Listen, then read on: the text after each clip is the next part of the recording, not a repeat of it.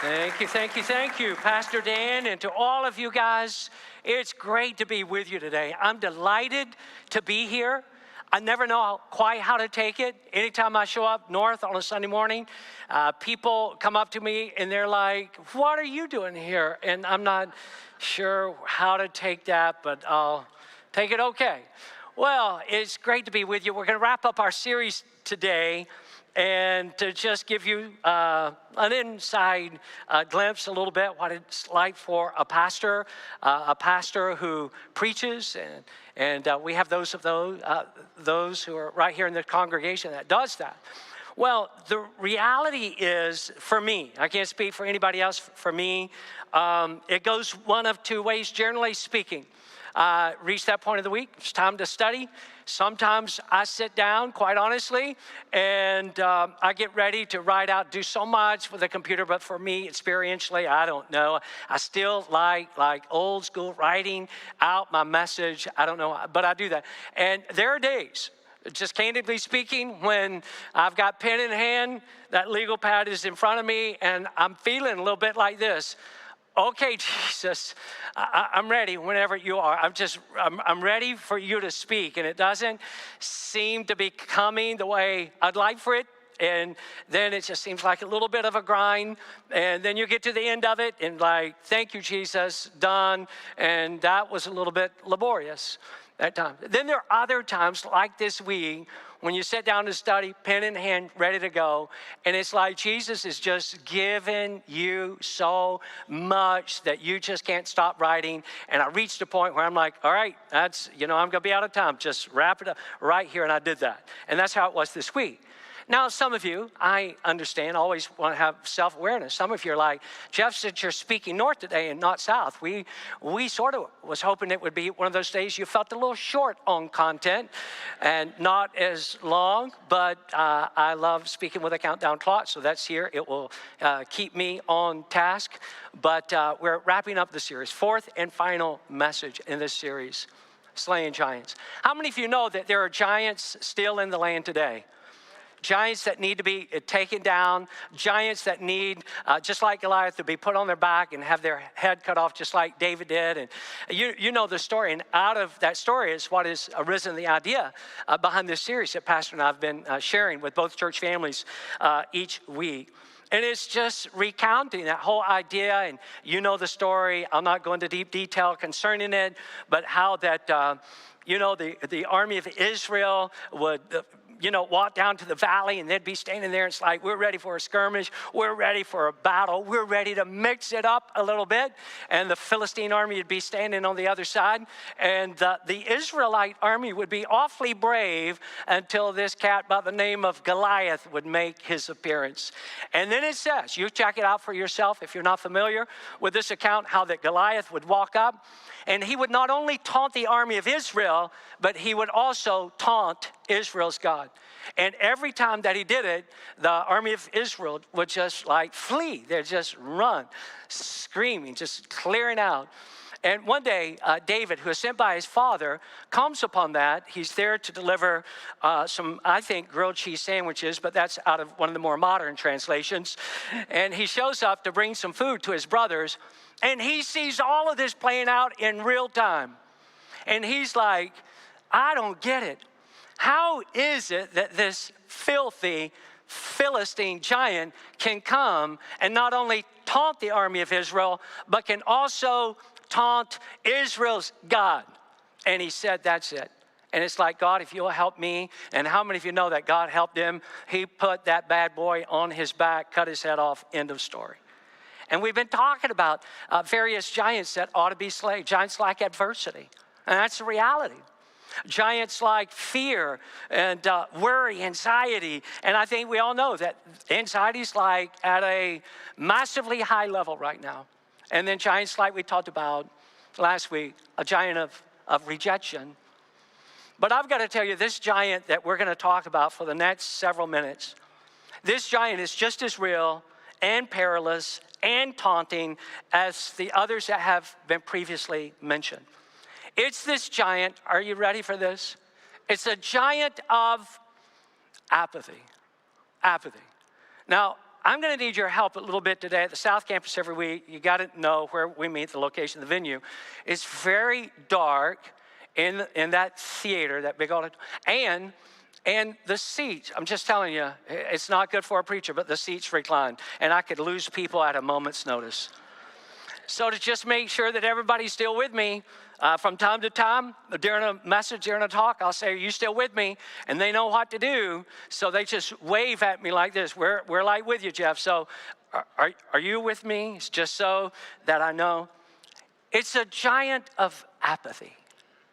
A giant of apathy that we need to talk about today. And I want to just say, friends, if this giant has got or does get a grip, a sturdy grip on your life, well, let me just say, you have got a massive, massive fight on your hands. It will be a very challenging battle. It will be one that could be at least as difficult or more so than the ones that we have mentioned prior to. It's a very challenging battle, but with God's help, the good news is it's a winnable battle, just like the battle was winnable against all odds for David when he faced off with Goliath. So I'm saying to you, if you'll hang in here till we get to the end, you'll be glad that you did. But before we get to the text today, let's candidly look at what I think are a few sad and sobering facts. In working on this message, there's so many reputable organizations that do great work around the world. But I just, on this particular day, went to World Vision. And I just kept reading deeper and deeper into some statistics that World Vision has posted, and I'll share some of those with you. In 2022, nearly 258 million people across 58 countries face crises or higher levels of food insecurity. And then you read a little deeper into that for clarification. Crises levels and above indicate that affected people, which is part of the 258 million, affected people had so little food that their lives were in immediate danger. I kept reading. This one, my heart was breaking, but then I came to this next reality. That currently there are 30 million children that are dangerously malnourished.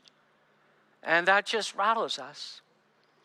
The number of displaced people, including refugees, reached 103 million at the end of 2021. People that would like to go home, just like you and I will go home after church, but they will never probably be able to go back home again.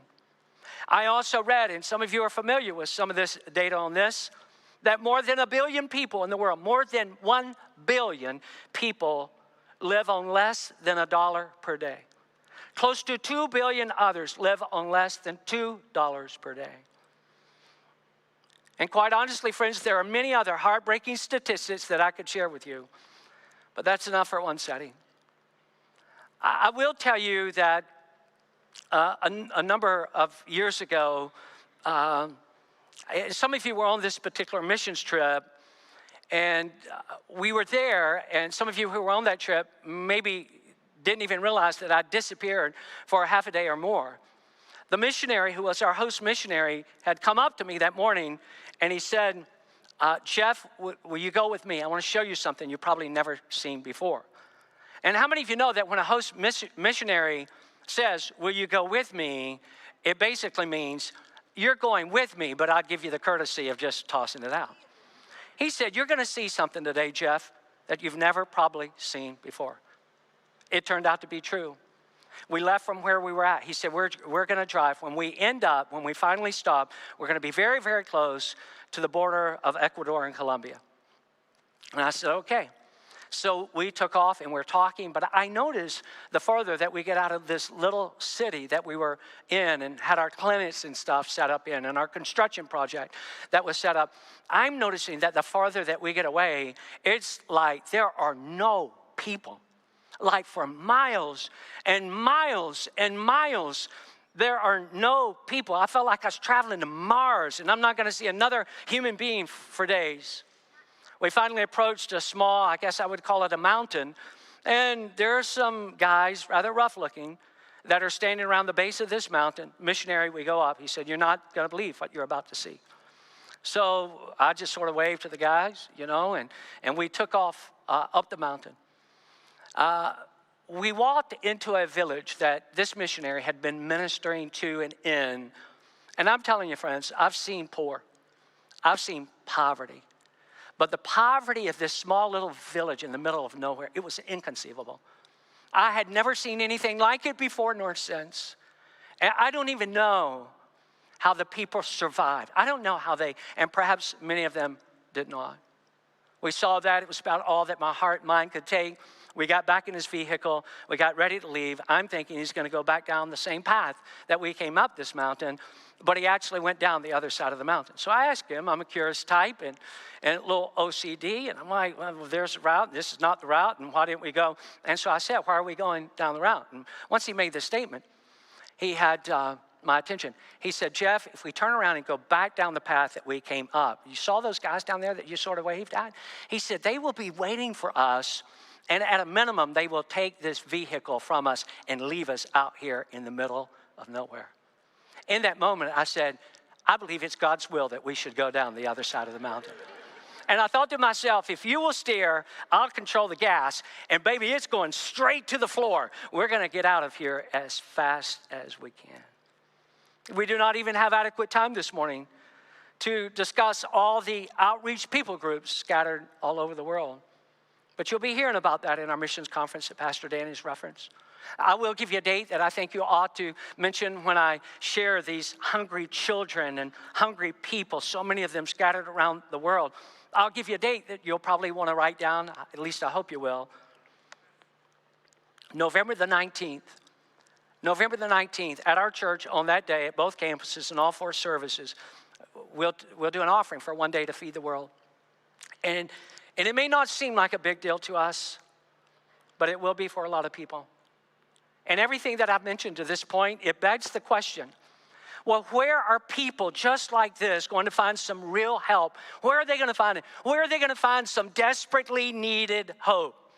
And I'll give you some options. Some of you like multiple choice exams, so I'll give you some options, and you sort of give me some feedback. Let me know what you think. Where are the people that I've been mentioning, and so many like them around the world, going to find real help, desperately needed hope? So I'll throw out some options, sort of get your response. What about world governments? How many of you know that's not going to happen? What about celebrities? You think celebrities are going to come through? I'm not saying that there's not some outrageously generous celebrities, because there are, but is the answer to the world's plight and dilemma and lostness, is that going to come from celebrities? And you know the answer to that. Is it going to come from members of the media who broadcast what is going on in the global world? I don't think so. Is it going to come from politicians? Enough said. I must move on. But this is what I want you to hear. You with me? All right? You're with me? Local churches. You've heard it before. This is nothing new. Local churches and followers of Jesus are still the hope of the whole world. Local churches, just like our church, followers of Jesus, just like we are the answer. And unless churches and believers come through, there's not much optimism for the poor or the broken or the spiritually lost. So we can like it or not, we can rebuff it or not, but that responsibility falls to us.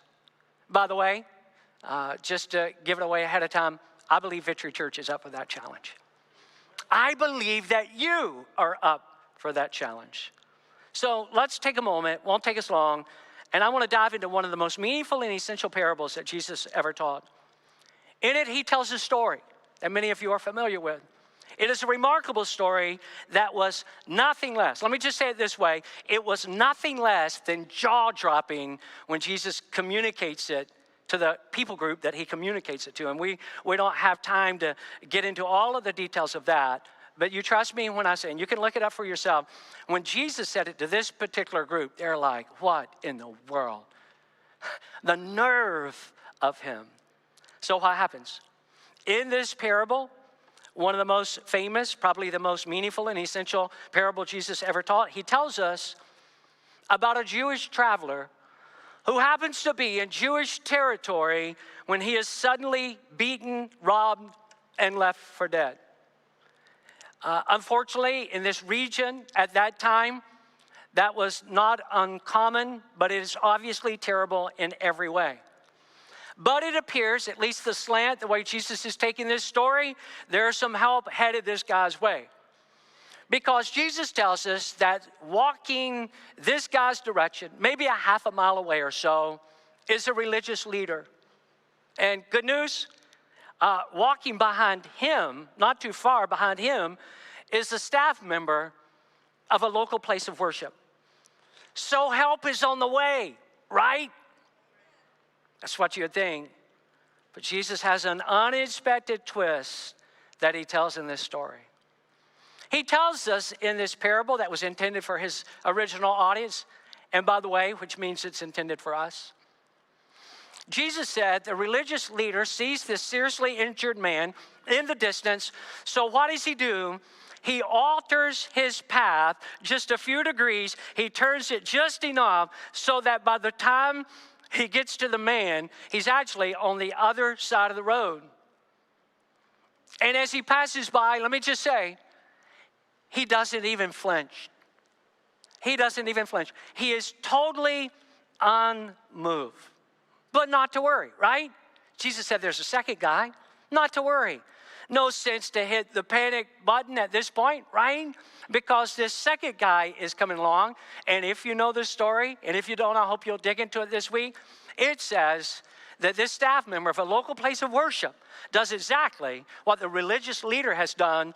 He calculates it exactly. So by the time he gets to the man, he too is on the other side of the road, and he doesn't even turn his vision that man's direction. So now Jesus' listeners are leaning in. They want to hear what Jesus has to say next.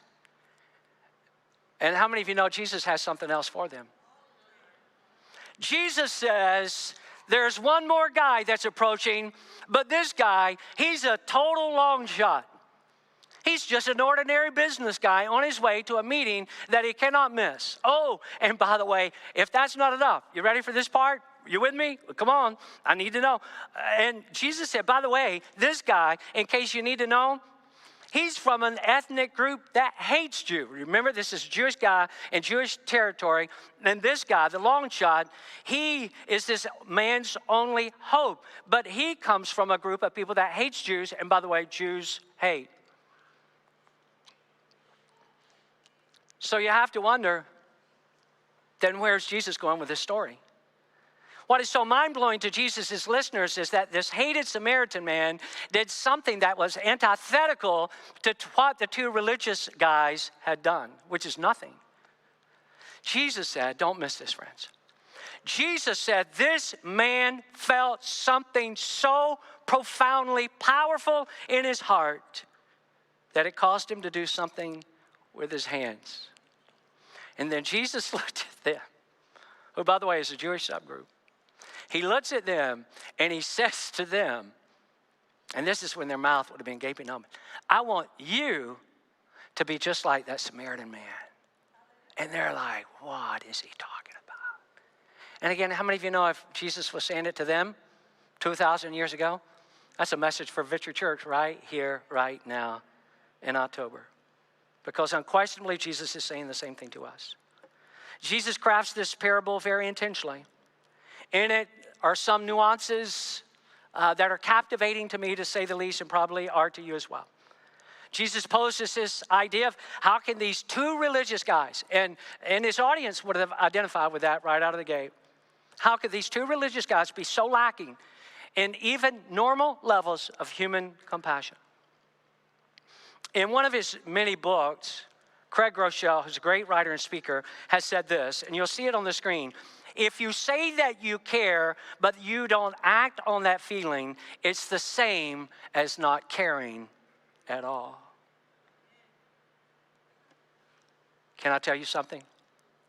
This giant of apathy, friends, he is no joke.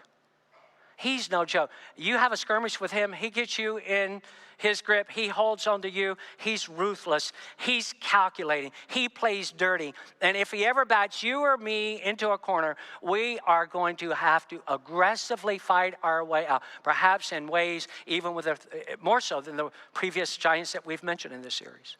Certainly, Jesus knows this. That's the reason behind the story. So what is Jesus doing? He is forcefully, intentionally insinuating this reality. That because Jesus understands that until, and you got to get this, please, your undivided attention right here. Jesus understands that until our heart is open to and deeply touched by his love, the love of Jesus, it's going to be exceedingly difficult for our heart to be touched and then move in the direction of the hurting and the hopelessness and the spiritually lost. I know that's a mouthful, so let me say it again. Jesus, it's part of the pronouncement out of this parable, it flows. Jesus understands that until our heart is opened up to and deeply touched by his love, that it's going to be exceedingly difficult for our heart to be moved in the direction of others who are hurting, hopeless, and lost, spiritually lost. And verses like this one brings clarity to that point. Look at it with me. In fact, let's all of us read it together. You'll see it on the screen. Help me out. 100%. 100%, by the way, is greater than 88.4%. So like 100% is all of us. Will you read it with me? Everybody. Let's read it together. We love because he first loved us. Read it one more time, would you? You did great, by the way. We love because he first loved us. It's like that foundational level of you and I saying, Jesus, you've been so good to me. I'm a recipient of divine grace and mercy and forgiveness and your love that is unconditional and outrageous in every way. And when I understand that, it's going to cause my heart to be touched and moved. And that's really, it may be gradual, but that's how you and I start breaking away from the giant of apathy. Now, it would be quite easy to devote an entire message series to this parable alone. But in the time that we have remaining, I want to highlight two major takeaways from this story. What are the two things that you and I should take away from this story? You ready? One of which is this. This Samaritan business guy, listen to these three words and you'll come back and see it in a verse. This Samaritan business guy went to him. He got close enough to see his face, to know his name, and to assess his need. Look at the A part. This is Luke 10. This is where this whole parable plays out. Look at the A part of verse 34. It says, the Samaritan, the highlighted portion is the three words I just mentioned to you, went to him, poured olive oil and wine on his wounds, and bandaged them. What is being illustrated here? What does Jesus want us to know? That this guy, very intentionally, unlike the religious guy and the staff member from the local place of worship, this guy walked not from him, but toward him. He went to him, and he saw his face, and he became familiar with his name, and he understood profoundly his need. Sometimes does wonders, by the way, to a hardened, apathetic heart when you slow down long enough to see the depth of somebody's need. I can remember, speaking of mission trips, I can remember when our son Drew was about 8 years old. Very first trip for him, one of the early trips for me. And we went to a place like you, many of you, and I've been to, that was dreadfully poor. And I can remember he and I, we were going to meet up with a larger team once we got, but I remember a very small plane flying us to this third world country. We're in the back of the plane. We're playing these like little video games just to keep him occupied. I figured at the right old age of 8, it was time for him to see how a lot of people lived around the world. So we land, and I'm thinking, Lord, especially with Drew, I don't want to be detained by customs. And how many of you know we were detained by customs? And they went through his stuff, through my stuff. And I don't know where I heard it, and I'm still not convinced that it's good advice, by the way. But I remember being detained by customs, and I remember a missionary telling me one time, hey, if an event like this ever happens to you, they're going to be speaking most likely a language that you don't understand. And when you speak back to them, they're not going to understand you. So my recommendation to you, Jeff, would be that while they're talking to you, it's as though you understand and you just smile and nod your head. I'm not sure that's good advice. He started going through Drew's stuff and my stuff, and we're all ready. I mean, when we land, there's like weapons galore that are in this airport being carried around by military personnel of some type or the other. And as they're going through our stuff, he does exactly what that missionary said may happen to me one day.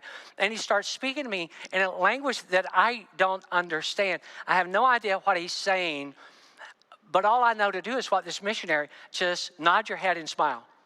I think back to that. Do you realize I have sins that he could have been saying to me, looking up at me, going through our stuff, and looking at me and saying, do you plan any illegal activity while you're in our country? And I'm saying, yeah, I guess I am. I don't understand. He doesn't understand me. Oh, by the way, do you happen to have any drugs that you're bringing into our country? Because that's a bad thing. Yes, I guess I am. Eventually, we're released. I'm glad he didn't take any of our things, and especially for Drew's sake. He didn't take because it felt like we had more candy for the kids than we did for anything else. I noticed over that process of that week that Drew would more and more move to the edges. I kept my eye on him, of course, as his dad. And he'd more and more get out to the edges and start playing with some of the kids, but no real interaction. And he had asked me every night, Dad, when do we give out the candy? And I said, you just wait, son. And man, that day came. And we loaded up all this candy. And we stood among kids, big smiles, dirty faces. And one by one, we took as much candy. And I'm telling you, friends, I can remember one little girl. She was the cutest little girl. Her little face was so dirty. But Drew reached out to give her a lollipop, and she waved him off and held up that she already had one. And so her way of saying, why should I take two? I'd rather everybody get one before I get two. And I think about that. I think about the time I was in a country and it came to a part. Many of you have had this experience, and it was a reputable organization, and they passed out all these cards that had information about kids that needed support. And if we would pray about and financially give toward these kids, they'd be able to get out of a lot of the plight that they were in. They'd be able to go to a great Christian school and hear about Jesus. They'd be given a little uniform, and they would eat the best meal of their day. Everybody received one of these. I opened up my card, and I'm not kidding you. When I opened it up, there was a picture of a little boy in there, and this little boy had the cutest little kid, and I read his name, and his name was Jeffrey, and then it had a space. What does he want to be when he grows up? And it said, Jeffrey wants to be a preacher. How many of you know God couldn't have made it any more clear to me that this little guy needed some support? And we did until he aged out, and then it's now Elian, and Elian's now about 10 years of age. This business guy went to him. He got close enough to see his face, know his name, assess his need. You and I have opportunities just like that you don't even have to go to another part of the world.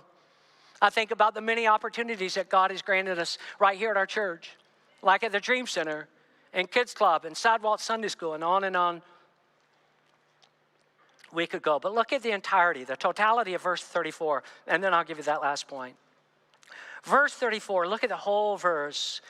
He went, the Samaritan man, business guy, went to him, bandaged his wounds, pouring on oil and wine. Then he put the man on his own donkey, brought him to an inn, and took care of him.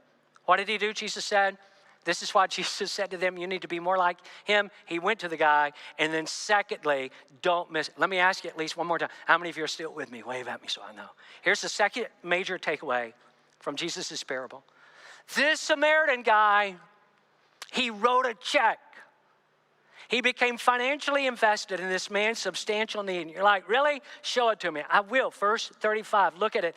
The next day, he handed the innkeeper 2 silver coins, telling him, take care of this man. If his bill runs higher than this, I'll pay you the next time that I'm here. I'll just give you the balance, whatever is owed. We need a quick timeout here before we proceed. I'm a football guy. A lot of you are. Quick timeout right here. It's a good place for it. We get 3 this half, by the way. We're in the second half, in case you're wondering, fourth quarter. Timeout. How do we truly recognize? Because I told you, you get in a fight with this giant, it's for real. It's for real.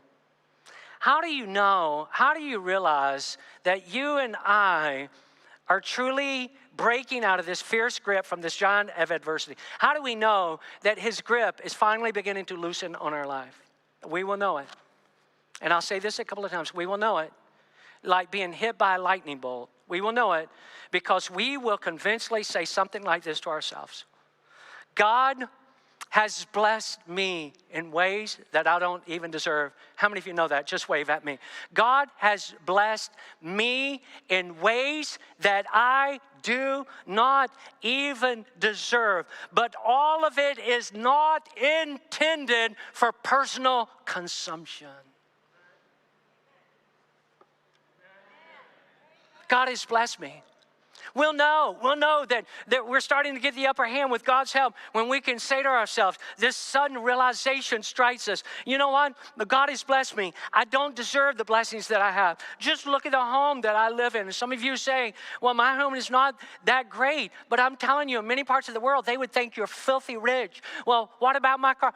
That's a blessing from God. What's that old song? Is it count your blessings, name your blessings, do something with your blessings? And you say, well, look at the car that God has provided with me. Look at the home. Look at the food. Look at the clothes. Look at the phone. Do you realize that the phone that most of us carries is the net income of what a lot of people in the world will make in an entire year? Look at my food, my phone, my hobbies, my kids, my grandkids.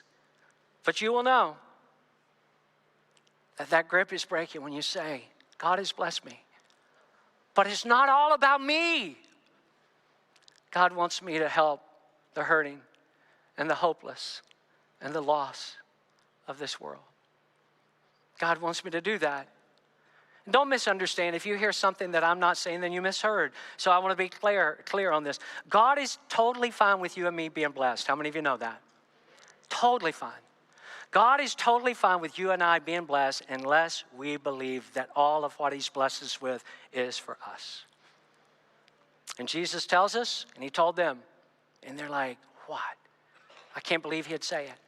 Jesus said, this Samaritan sees this severely beaten Jew in great need. And so he handed the innkeeper 2 silver coins, telling him, take care of this man. Jesus also tells us this in Luke chapter 12. Pastor Dan alluded to this verse earlier. It's a great verse. Look at it with me. In fact, let's read this one together, all of us together. You ready? For where your treasure is, there your heart will be also. Well, I'm out of time, so let me close with a verse in the story. I love this verse. Look at it with me. It's on the screen. Matthew 6, it's the B part of verse 4. Jesus said, read the highlighted portion with me. I'll read the rest, but we'll read the highlighted portion twice together. You ready? We're getting near the end. You ready? Your Father sees what you do. And how many of you know that's good? You're like, oh, man, that's not good. No. That's good. Your Father sees from heaven what you're doing with what he has blessed you with. Look at the rest of the verse. Let's read the first part again. You ready? And then I'll read the last part. Your Father sees what you do, and he will reward you. He will bless you. You know why? Because he knows he can trust you.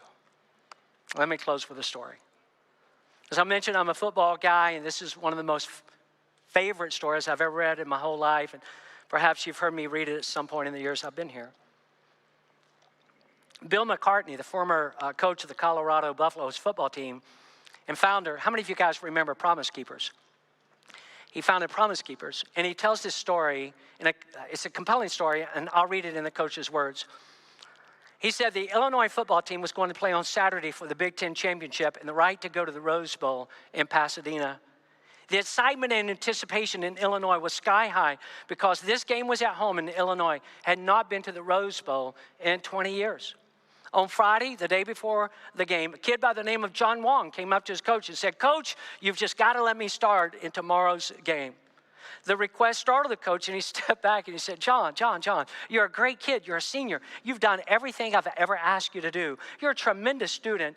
But let's be honest, you play behind the captain of the team in your linebacker position. You haven't started a game since you've been here. How can I put you in a starting role in a game of this magnitude? He said it, and big tears started streaming down Juan's face. Coach, he said, I know it's true. Everything you told me is true, but you've got to start me.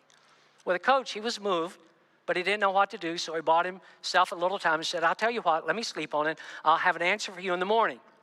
McCartney says, college football teams stay in hotels the night before the game, even for their home games. And just by coincidence, John Wong's room was on the same floor as the coach's. Bright and early on Saturday morning, John Wong was pounding on the coach's door. He wanted an answer. Coach came to the door and said, I'll tell you what I'm going to do, John. I've thought about it. I've decided to put you in on the opening kickoff. That way, technically, you'll be starting the game. The stakes are very high, as you know. I can't promise you any more than that.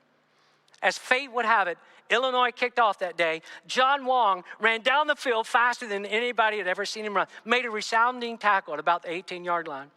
The captain started onto the field, but the coach pulled him back and said, after a hit like that, let's give him one more play. On the first play from scrimmage, the opponent ran a trick play. The quarterback pitched the ball to the tailback. The tailback looked like he was going to sweep to the far side. Then he stopped, planted his feet, threw a pass to the quarterback, sneaking out the backside. Somehow, John Wong, who was playing linebacker, diagnosed the play, stepped in front of the quarterback, intercepted the pass, running into the end zone untouched for a touchdown. The kicker missed the extra point. The game was not 5 minutes old, and Illinois was ahead 6-0. John Wong continued to play. He was all over the field. They had to substitute the captain at the other linebacker position because John Wong was dominating the game from his position. The 6-0 score held up throughout the entire game. Then the game was in the last minute. The opponent had the ball and time for one last play. The quarterback sent his fastest receiver down the sidelines, threw the ball as far as he possibly could, hoping for a last-second miracle. Wong retreated from his linebacker position. You know football, he's not a DB. From his linebacker position, flicked the ball, it fell harmlessly to the ground, and the place went crazy. Illinois was going to the Rose Bowl. The coach was carried off the field. As he got into the locker room, he looked over, and in the corner, all by himself, was John Wong. And he was sobbing like a baby. The coach walked over and said, John, what's the matter? You almost single-handedly won the game for us today. No one has ever seen you play like that. What was going on out there, son? It took the kid a while, but he gained his composure eventually and said, Coach, my daddy is blind. Of course I do, said the coach. Many times your friends have wheeled him onto the practice field so he could listen to us practice out there. Well, said John Wong, my dad died Thursday night, and I figured this is the first time he ever had a chance to see me play. And John Wong was doing what you and I need to do. He was playing his game for an audience of one, and it made all the difference in the world. Can I ask you, are you blessed? And all of us would say yes. Wave if you're blessed. And then I would have to ask you, is it all for you? Is it all for me? And the answer to that would be no. Then what can we do for them, but ultimately to please our Heavenly Father, to say, God, you've given me so much mercy and grace and love, and I want to please you. I want to hear you one day announce to me when I stand before you at the end of time, you've been a faithful servant. And God, I want to be sure, above and beyond everybody else, I've pleased you. Let's stand for a closing prayer.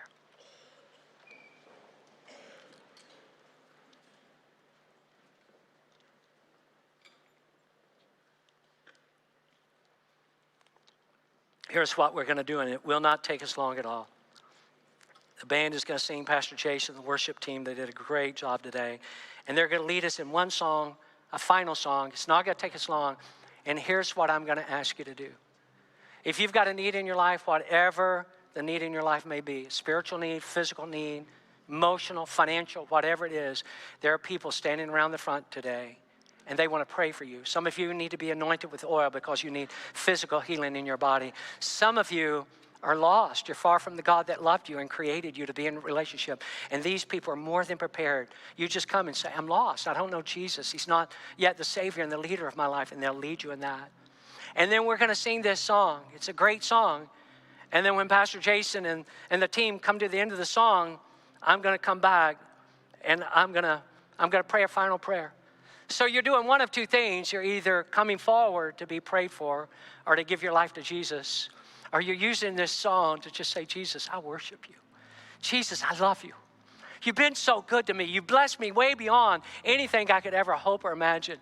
And I just want to return my praise to you. I just want to make sure that above everybody else, I'm living my life for an audience of one, and I give you worship. So let's do it. I'm calling on the God of Jacob, whose love endures through generations. I know that you will keep your covenant. I'm calling on the God of Moses, whose love endures through generations. I need you now to do the same thing for me. Oh God. Oh God, my God, I need you. Oh God, my God, I need you now. How I need you now. Oh rock of ages, I'm standing on your faithfulness. On your faithfulness, oh God. Oh God, my God, I need you. Oh God, my God, I need you now. How I need you now. Oh rock of ages, I'm standing on your faithfulness. On your faithfulness, oh God. Oh God, my God, I need you. Oh God, my God, I need you now. How I need you now. Oh rock of ages, I'm standing on your faithfulness. On your faithfulness. We're standing on your faithfulness. Every moment, every second, Jesus. We're standing on the promises of God. You're worthy to be praised. I'm calling on the God of Mary. I'm calling on the God of Mary, whose favor rests upon the lowly. I know with you all things are possible. I'm calling on the God of David, who made a shepherd boy. I may not face Goliath, I may not face Goliath, but I've got my own giants. Oh God, my God, oh I need you now. Oh, I need you now. Oh rock of ages, oh rock of ages, I'm standing on your faithfulness. On your faithfulness. Faithfulness. You know what I believe with all of my heart? I believe that the hand of God is on Victory Church. I believe that with all. You know what I also believe? That the hand of God is on your life. And that He's blessed you for a reason.